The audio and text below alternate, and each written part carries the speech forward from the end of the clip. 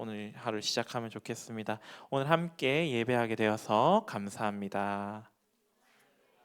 네, 우리 또 다른 감사의 이유들을 담아서 함께 인사해 볼까요? 감사합니다. 오늘 또 보게 되어서 감사합니다. 오늘 또 예쁜 얼굴 만나게 해주셔서 감사합니다.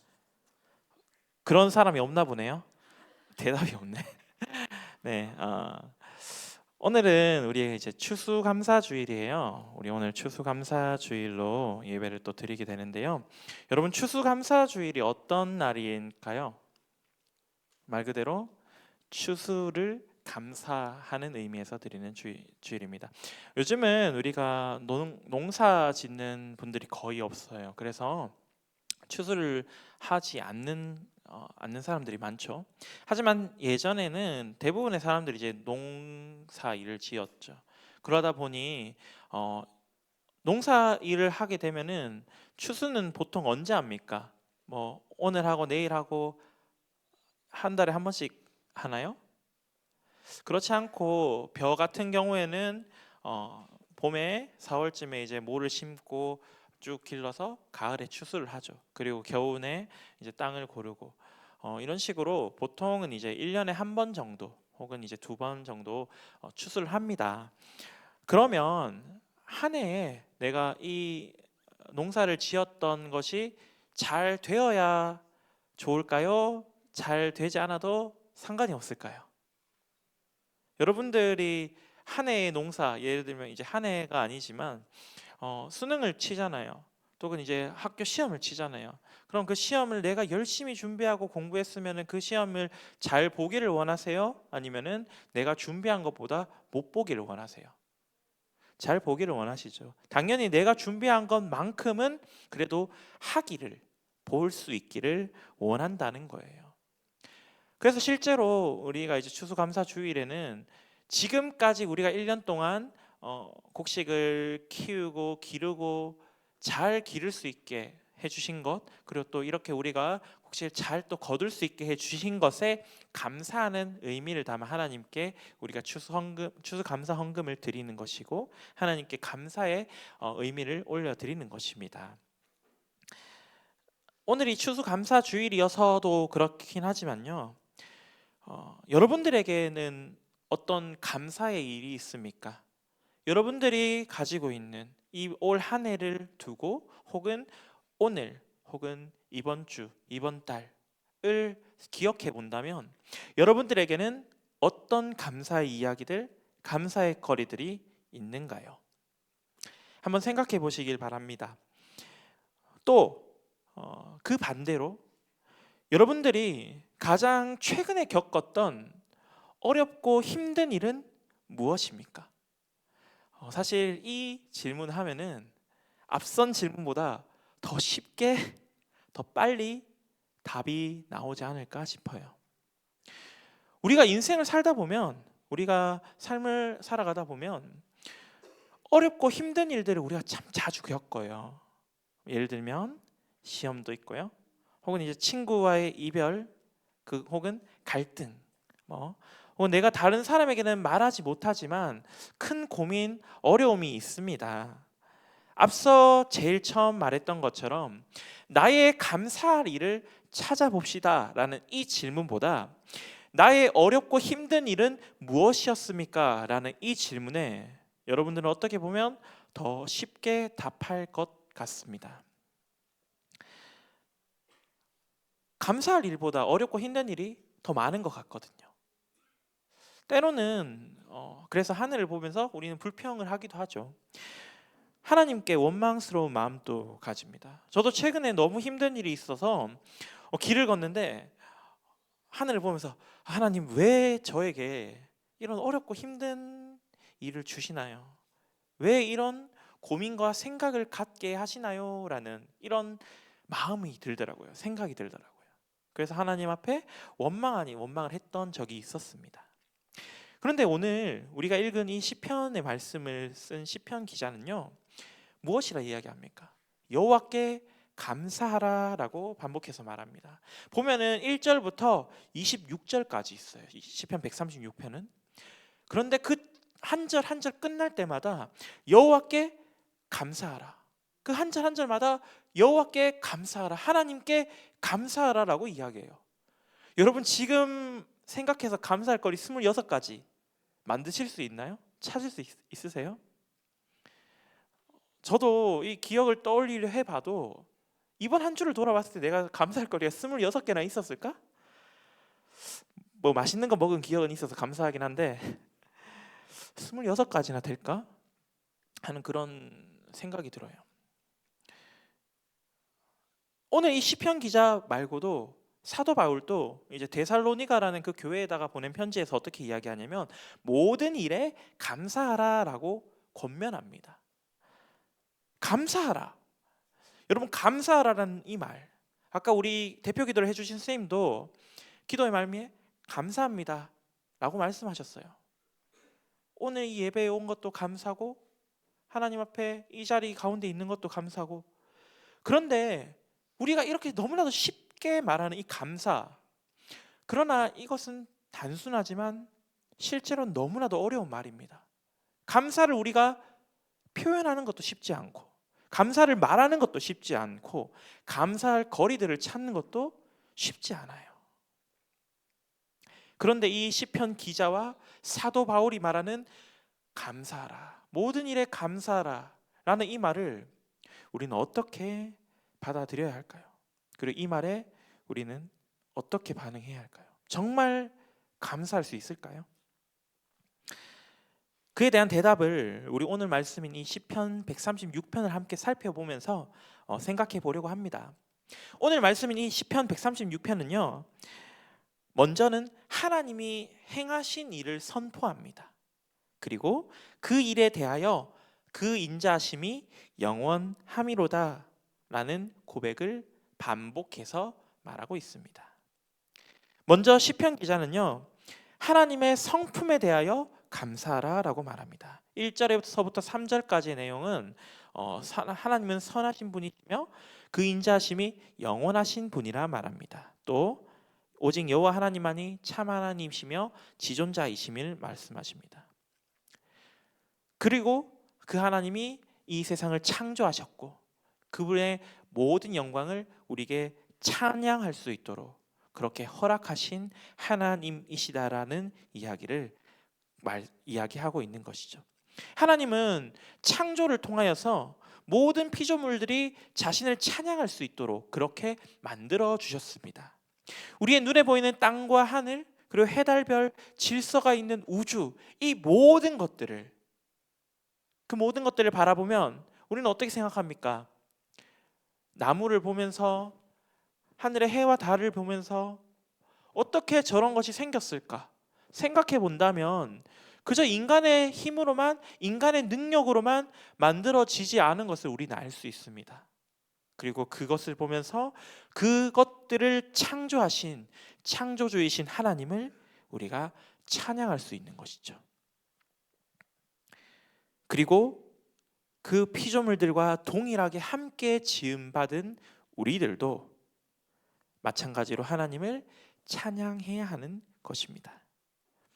그러나 하나님은요, 이렇게 창조의 사역만을 행하신 것은 아니에요. 하나님이 창조주이실 뿐만이 아니라요, 바로 구원자이십니다.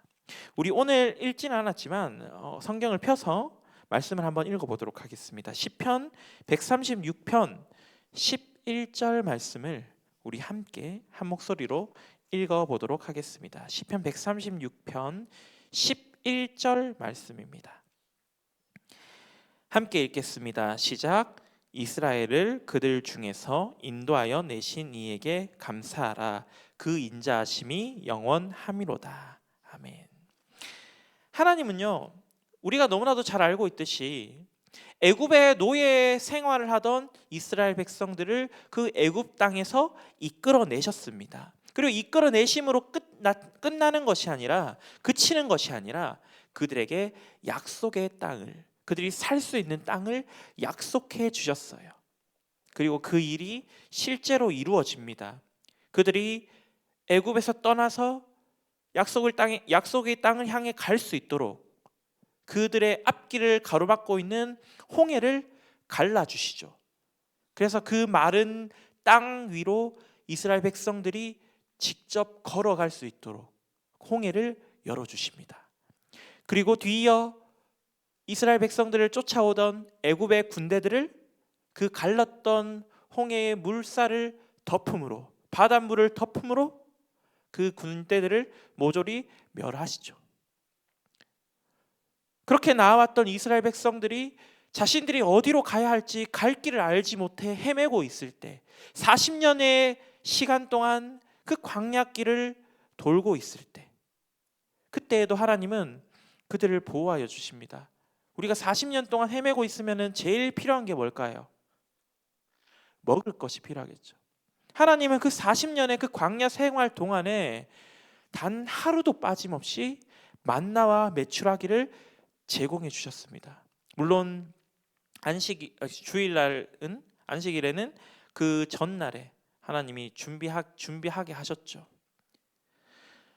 하나님은 그 모든 것들을, 필요한 모든 것들을 공급해 주신 분이십니다. 그리고 마지막 하나님이 약속하셨던 그 약속의 땅으로 들어가는 그 여정 가운데에서도 그 땅 가운데 살고 있던 하나님의 백성들을 막아선 대적자 앞에서 그들을 물리치시고 이스라엘을 약속의 땅 가운데로 들어가게 해 주신 분이신 겁니다. 뿐만 아니라 하나님은 그때 이스라엘 백성들을 구원하셨던 것처럼 지금 우리에게도 예수 그리스도를 보내어 주셔서 구원을 베풀어 주시는 분이십니다. 예수님께서 십자가를 감당하심으로, 십자가를 지심으로 우리에게 그 구원의 사역들이, 구원의 일들이 이루어졌죠. 그러므로 하나님의 백성은 그 하나님이 우리에게 주신 것, 그것만 보아도 감사할 수 있는 사람들입니다. 그러나 우리는 그렇게 감사를 여기며 살아가시나요? 앞서 이야기했던 이 이야기들, 구약의 이야기들은, 창조의 이야기는 내가 보지 못하였고, 이스라엘 백성들을 이끌어내었던 그 이야기는 내가 경험하지 못하였고, 우리를 위하여 죄악 가운데 우리를 위하여 예수 그리스도를 보내어 주셨다 하는데 그 예수님 또한 내가 바라보지 못하였으니, 예수님이 나를 죄를 위하여 십자가에 달려 돌아가신 것을 내가 바라보지 못하였으니 우리는 그 감사할 일들에 감사하며 살아가고 있습니까? 말씀 한 구절 읽겠습니다. 데살로니가전서 5장 18절입니다. 범사에 감사하라. 이것이 그리스도 예수 안에서 너희를 향하신 하나님의 뜻이니라. 아멘. 설교의 서두에 이야기했던 것처럼 사도 바울이 데살로니가라는 교회에 이야기한 범사에 감사하라라는 말입니다. 누군가가 우리에게 여러분 감사의 제목을 찾아보세요. 제가 처음에도 여러분 감사의 제목을 찾아보세요 라고 말했을 때 많은 사람들은 보통 무엇을 생각합니까? 여러분들은 가장 먼저 무엇을 떠올리셨어요? 내가 한 주간 살아가면서 무엇을 받았지? 내가 무엇을 얻었지? 라는 이런 생각을 대부분 다 하셨을 거예요. 누군가가 나를 위하여 좋은 것을 주었을 때, 누군가가 나를 위하여 친절을 베풀었을 때 등등 살아가면서 나에게 특별하게 기쁜 일이나 좋은 일이 있었는가를 먼저 생각한다라는 것입니다. 그러나 사도 바울은요, 성도들에게 범사, 모든 일들에 감사하라라고 말합니다. 여기에서 모든 일은 앞서 이야기했던 것처럼 특별하게 기쁜 일이나 좋은 일만 있는 것은 아니겠죠. 힘들고 내가 원치 않는 일도 있습니다. 우리의 모든 일에는. 그러나 사실 우리가 이 자리 가운데 나온 것도 감사이고, 숨을 쉬며 살아가는 것도 감사이고, 두 발로 걸을 수 있는 것도 참 감사한 일들이에요. 지금 다니엘 기도회가 진행되고 있죠. 다니엘 기도회를 혹시 참석한 친구들이 있으면 많은 목사님들의 좋은 설교도 있지만 여러 많은 분들의 감사한 간증의 이야기들도 우리는 들을 수 있습니다. 그 간증의 이야기들을 듣다 보면 그런 생각을 하면 사실 안 되긴 하지만, 한편으로는 나는 그런 일을 겪지 않아 참 감사하구나라는 생각을 하게 될 수도 있을 것 같아요.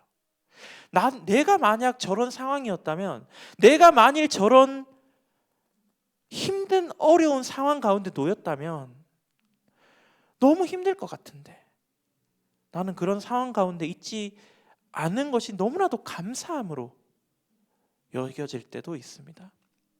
그러나 그분들은 저보다 더욱더 하나님을 잘 믿으시고 신실하신 분인 것 같아요.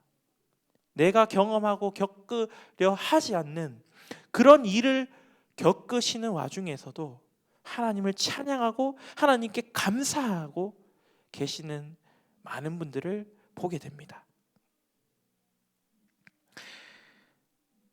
우리가 돌아보면 내게는 감사할 제목들이 너무나도 많습니다.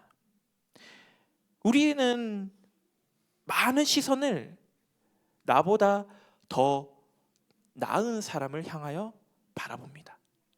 우리가 많은 아이돌 가수들이라든지 연예인들이라든지 혹은 게임을 좋아하는 친구들은 프로게이머라든지 이런 사람들을 보면서 어떻게 생각해요? 동경하지 않습니까? 나도 그들처럼 되면 좋겠다라고 생각하지요. 왜? 나도 그들처럼 잘 되면 좋겠다. 더 나은 삶을 살아갈 수 있으면 좋겠다라는 마음이 우리의 대부분의 마음가짐이에요. 하지만 우리가 그 시선을, 우리가 가지고 있는 나은 사람을 향한 시선을 조금만 돌려본다면, 내가 당연한 것으로 여기며 무심코 지나갔던 나의 모든 일들이 감사의 제목이 될 수 있습니다. 그리고 세상에는 하나님을 알지 못하는 사람들도 너무 많죠. 우리 친구들도 학교에 있으면은 반에서 교회 다니는 사람 몇 명이나 있습니까? 우리 반 친구들 생각해 보면 한국교회 트렌드 2025라는 이제 책에서 많은 이제 불특정 다수에게 이제 설문조사를 했습니다. 설문조사에서 당신의 종교는 어디입니까? 당신의 종교는 무엇입니까? 라는 질문을 했어요. 여러분, 거기에 개신교라고 대답한, 교회를 다닌다라고 대답한 사람이 얼마 정도나 될까요? 들으신 분들도 있을 수 있겠지만 당시의 결과의 조사로는 20%의 사람만이 개신교 교회를 다닌다라고 말했다 합니다. 그리고 이제 불교도 있고 다른 천주교도 있고 하지만 세상 사람들의 절반 이상이 50%가 넘는 사람이 나는 종교가 없다라고 대답했다고 해요. 어찌되었든 하나님을 믿는다라고 말한 사람의 비율이 20%입니다. 여러분들은 그 20% 안에 있는 거예요. 축하할 일이죠. 축복할 일이죠. 감사할 일이죠. 나를 하나님의 자녀로 살아가게 해주셨다라는 그 사실 자체가 사실 우리에게는 가장 큰 감사의 이유인 것입니다. 우리 이제 말씀을 정리하도록 하겠습니다. 앞선 이야기들, 제가 이야기한 이 이야기들을 듣더라도요, 여전히 감사하는 것은 쉽지 않습니다. 여러분, 이 이야기를 들었다고 여러분들의 마음 가운데, 생각 가운데 감사가 넘쳐나십니까? 여전히 내가 가진 것보다 내가 가지지 못한 것이 더 많고 내게 처해진 상황은 변함이 없고 내게 조금만 더 베풀어 주셨으면 하는 그 생각이 나를 감사로 이끌어 갈 것 같습니다. 그러나 우리의 감사는 이러한 인간의 생각에서 나오는 것이 아닙니다. 도움받은 고마운 감정에서 나오는 것이 아닙니다. 아무것도 가진 것이 없었던 피조물인 우리를 향하신 하나님의 은혜를 바라볼 때 우리는 감사할 수 있는 것입니다. 아무것도 가진 것이 없고 언제 넘어질지 알 수 없으며 실패할 것만 같은 내 인생을 하나님이 나를 가장 선한 길로 인도해 주신다라는 그 믿음과 확신이 우리 가운데 있을 때 우리는 우리에게 가장 선한 삶을 허락하신 하나님 앞에 감사하는 것입니다. 우리 가장 작은 것부터 한번 감사하며 살아가 봅시다. 일상에서 우리의 감사의 제목들을 한번 찾아봅시다. 그리고 비교하는 것 대신에 우리의 시선을 한번 돌려서 감사의 거리들을 한번 찾아봅시다.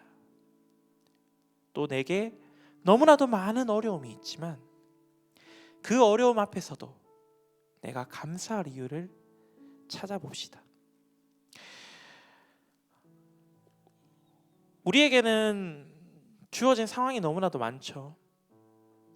이제 또 수능을 본 친구들도 있고 수능을 앞둔 친구들도 있고 수능을 본 친구들은 또 본 친구들대로 걱정도 많을 거고 해야 할 것도 많고 앞으로 지금까지 보내왔던 학생의 시절보다 더 큰 어려움, 더 큰 환난이 우리들 앞에 있을 거예요. 고2 친구들은 고3 되면 더 힘들겠죠. 그러나 그런 상황 가운데서도 우리의 감사의 이유를 찾을 수 있는, 그리고 그 모든 감사의 이유들이 하나님으로부터 나왔음을 기억하면서 우리의 감사를 실천할 때 하나님을 기쁘시게 하며 하나님께 찬양과 영광을 돌리는 우리가 되어질 것입니다. 우리 매일의 모습 가운데에 하나님을 향한 감사가 넘쳐나는 사랑하는 우리 파워고등부 친구들이 되기를, 그리고 이 시간 이 자리 가운데 함께 예배하시는 우리 모든 성도님들이 되시기를 간절히 기도합니다. 아멘. 함께 찬양하며 나가겠습니다. 은혜 찬양 우리 함께 찬양하겠습니다.